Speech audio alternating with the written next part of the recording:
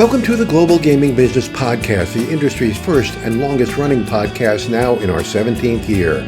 I'm Roger Gross, the publisher of GGB, and this week we sit down with Simon Thomas, the CEO of London's Hippodrome Casino, to talk about the property's recovery from the pandemic and plans for the future. Today's podcast is sponsored by IGT, where the cat's out of the bag. IGT's Prosperity Link wins gold and is named Best Slot Product by GGB's Gaming and Technology Awards. Get this top performer on your floor. Learn more at igt.com/prosperitylink. Welcome to the Global Gaming Business Podcast. Our guest today is Simon Thomas from the Hippodrome in London. Simon, great to see you on this side of the pond for a change. It is so nice to be here. I tell you, I've missed G2E the last couple of years for the obvious reasons, and it's just lovely to see everybody back in three dimensions. Yes, absolutely. Well, first of all, condolences on the passing of your father. He was such a legend in the London gaming scene, and he built up the Hippodrome into what it is today, and you're doing well keeping it going. So condolences on that. All right, thank you. It's strange actually because the last few years, as he was slowing down, he used to come out to the Vegas Strip, and it was really quite hard work. Sure, right. Get him to keep up with us. Now he's not here. I really miss him. Yeah, for sure. I remember I met him first when you guys came 4 or 5 years ago, and he's a great guy. I really enjoyed talking to him. He had a lot of stories, right? Oh yes, lots of stories. At his memorial, I gave a tribute, and one of the lines I used was to cut a long story short. And I'm sorry, I must be mistaken, are words that have never troubled my father's lips. That's right. That's funny. Well, he was a great guy. So let's start off with how you got through the pandemic. I mean, it was tough here in the U.S., but every time I looked over in the U.K., they were shutting things down, and it looked like a really difficult time. Yeah. How difficult was it for you? It was horrid, bluntly. Over the 420 days between first lockdown and final reopening, we were closed by the government for 320, and of the other 100, we had severe restrictions such as curfew and other mad restrictions for 60 of the days. So what we found, though, every time we were allowed to reopen, business came back really quickly. Yeah. And the COVID journey for us was quite interesting because in true Hippodrome style, we turned it into an opportunity. Yes. It started off stage one, oh my God, we're going to go bust. Right. £2.5 million salary, monthly payments, no income. Yeah. Doesn't go long. Then stage two, I suppose a confidence. The government couldn't let every business go bust, and they were kicking in with curfew. And we had a strong balance sheet, great relationships with our suppliers, our bankers, etc. So we realised we were able to get through it, and would find a way through. And then stage three was the really interesting one. It was we're shut. What could we do now that we couldn't do before because we were open 24/7? Right. And so we brought forward quite a lot of ambitious building projects and future-proofing the building. Okay. We replaced all our air conditioning. We added another floor on the top of the building. We moved and refurbished all our poker rooms. And slightly opportunistically, the last two bits of the building that we didn't control, which are two shop units on the front, they became available, shall we say, because they went bust. And we managed finally to get hold of them. And that's caused a bit of a Tetris in the building, sort of bits moving left, right, and centre. So we moved our baccarat lounge. We took the bottom half of one of these units, and it just opened 11 days ago as a Chinese restaurant called Chop Chop. And the other one, we're opening a cafe on the front in about 2 weeks' time, and then a secret bar in the basement in about 2 months' time. Okay. So it's given me control of the whole front. Yeah. And then equally through being forced to restrict capacity, it wasn't worth us playing to the lower end of the market when we could only allow half our customers in. So we increased our minimum spend. And I think in hindsight, we realised that we've been underpricing ourselves because we've come out of it in an incredibly strong position with much higher minimum spend. We've moved some of the lower end roulette play onto the electronic terminals, so they're doing well as well. Okay. And the speed of game and the average stake on the roulette and blackjack now is materially better. So we've come out of it really, really strongly. Great, so great. having fun finally. It was horrid though. Yeah, it sounded like a real difficult, especially, I mean, it's over a year you get closed down. I mean, that's unbelievable. Yeah, it was the managerial challenge was the biggest one, because there was so many emotional Sure. highs and lows to manage people through, Right. and to build people up ready for reopening and get their enthusiasm and drive back, Right. and also their training skills. Sure. So how did your employees endure it? Did you stay in touch with them through the whole process? Yeah, we had a pretty active program. We obviously, like many businesses, had to make some redundancies, so we did that very early on. Sure. But the rest of the employees, we had regular communication by email, by podcast, by live Q&A with me. And as we were doing building works in the building, I was sort of buzzing around the Sure. building, with showing them what was going on with an iPhone camera. Sure. Okay. And it's all a bit crazy. Right. Our hospitality team were doing weekly food and drink Right. sessions online. Great. So I think we did pretty well. So when you reopened, did they all return or? Phenomenal. Yeah. Staff excellent, but customers were just incredible. Yeah. We opened on a Monday morning at midnight, or Sunday night, Monday morning. Sure. And we had built it up as much as we could. We had some outdoor bars which we were allowed to use at that point, so we filled them full of customers. Sure. And it turned out to be the most awful night. It was drizzling with rain, and we've Like got your two or typical three, London night. yeah, 2 or 3 film crews from Sky and Yeah. ITV and people like that Okay. to witness the reopening. I'd put some big mock chains over the front door, and I had Yeah. bolt cutters to cut them open. I thought, oh God, this is going to be a damp squid. There's going to Yeah. be a few drowned rats outside. It's going to look really underwhelming. And I went outside to do the reopening, and the queue stretched about 250 yards. Really? Wow. So it was wonderful. Wow.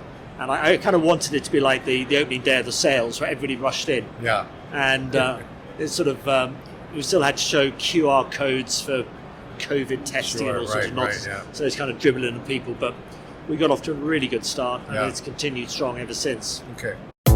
The cat's out of the bag. IGT's Prosperity Link wins gold, named the best slot product by GGB's Gaming and Technology Awards. A top game performer since being released, Prosperity Link features the player favorite lock and respin bonus and the exciting free games bonus with either scatter or multiplier wilds.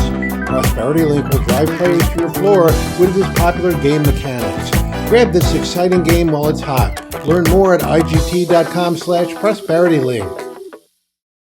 So you didn't have to do anything special to attract the customers back. No, there's a lot of pent-up demand. Enormous pent-up demand. People gagging to get out again. The Yeah. COVID-shy people didn't come out, but hey-ho, nothing we would have done would have got them to come out. Right. But there was a lot of people out there that were not COVID shy. Yeah. Same here in the States. Let's get out and have fun and get back to normal. Absolutely. Yeah, great.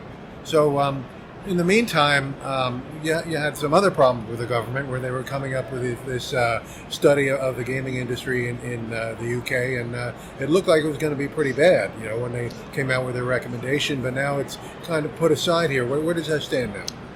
Where we are with it now, they did a call for evidence, and obviously the people very pro-gambling gave their evidence, people very anti-gambling gave theirs, and nobody really bothered in the middle. Yeah. And we are certainly going to have a white paper which will lead to some change in the legislation. Sure. I think with the new Prime Minister being much more libertarian, any of the more extreme ideas will be curtailed. Right.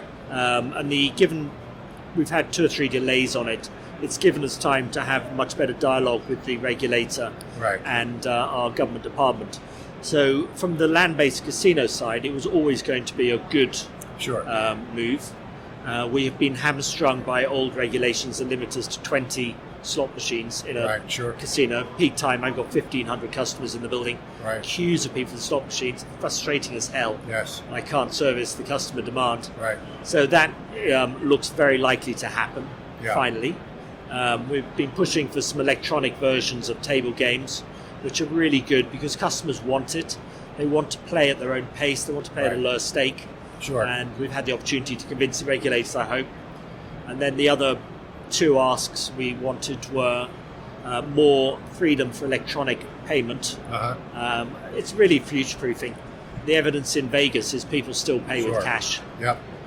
Resort World tried to be cashless. Right. It's sort of gone back a stage. I think it does a good cashless solution, but it's also very cash-friendly. Right. But we don't want to be left out in the cold as cash eventually dries up. And then the high-end casinos in the UK have been asking for the ability to give credit to high-end overseas customers as they'd be used to anywhere in the world. Sure. Didn't they used to be able to do that years and years ago? They've been pushing for a long time, but we haven't made any progress. Great. So one of the problems that the government had for a long time was the responsible gaming, but that all was on the online side, correct? I mean the land-based side is a pretty solid RG program. Yeah, we've always been good at what we do. Sure. And I think when you know your customers, you like your customers, you don't want to hurt them. Sure. It's slightly different from anonymous online, but to be fair, online's caught up quite a way, and they do have the advantage of total data on all their players. Sure. Now, clearly, in the early days of online, you can use that data for negative purposes in the same way you can now use it for positive purposes. Right. For us on the offline, we always want our customers to come back. It's absolutely pointless skinning them. There's a wonderful expression which I'm not allowed to use very often, but it's you can shear a sheep many times, but you can only skin it once. Yes, right. And we want our customers to enjoy their time. We want them to spend what they're happy to spend and be comfortable coming back another time. If a customer comes, spends all their money day one, they'll never come back. Sure. They've had a bad experience. And we want positive, happy experiences. Well, I've always focused on the entertainment value you have at Hippodrome. I mean, you have that great showroom behind it. You've had acts on the stage where the gaming floor is. You've had small musicians playing, in some of the other venues there, and it's always about entertainment, right? Yeah, it's fun. It's a feeling and it's experience. Right. I was talking to Bo Bernhard of UNLV yesterday, and he was saying that casinos have got to realise they're a bit like Disneyland. Right. They've got to keep bringing out new attractions. Sure. And I think that's something we've always done intuitively.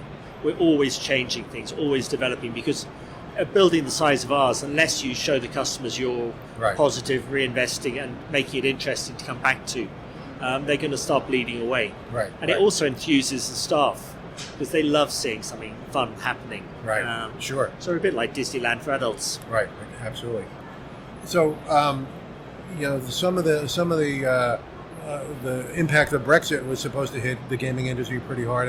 Has it hit it hard, or is it pretty much really. water under the bridge? Brexit, probably the biggest negative is that it's harder to get European staff. Right. But a whole load of European staff were already allowed to work in the UK. They had the right to work. But to be fair, on the hospitality side, it's not just British. It's worldwide shortage of hospitality staff. So it's not a Brexit effect. Okay.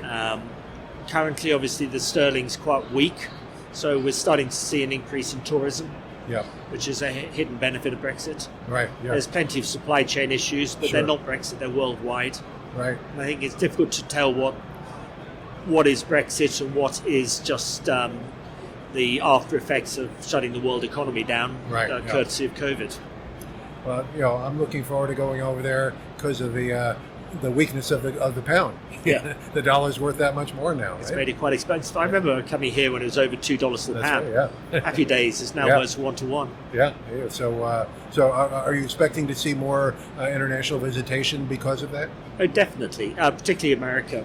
The lead time for American visitors is normally 2 to 3 months. So the drop in sterling should be married with an increase in American visitors. Sure. So at Christmas time, which would be quite nice. London is wonderful at Christmas. Sure, absolutely. I would love to be there then.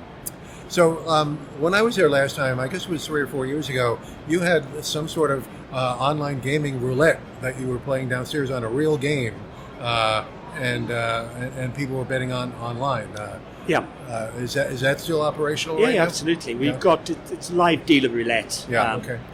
But it's not coming from a factory in Riga. Yeah, it's actually the real table. Yeah. and it's proved to be really popular. Yeah. And we've got 2 live roulette tables. We're looking to do a live baccarat table, Okay. all with Evolution.